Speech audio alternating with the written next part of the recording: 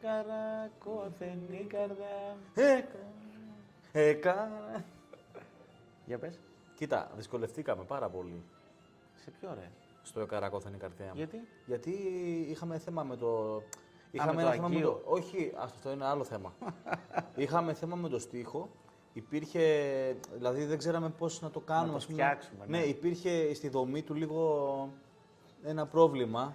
Βασικά δεν θέλαμε να κάνουμε τις ίδιες επαναλήψεις και στα άλλα τραγούδια, επειδή το είχαμε δουλέψει ανάστροφο στην αρχή. Το τραγούδι μας το έγραψε ο Κώστας ο Ιγνατίδης, Ναι, σωστά. παιδικοί φίλοι είμαστε από την Αριδαία, ο οποίος μόλις του είπα ότι κάνω άλμπουμ με τον Γιώργο τον Παπαδόπουλο, μου λέει θα σου γράψω κι εγώ ένα τραγούδι.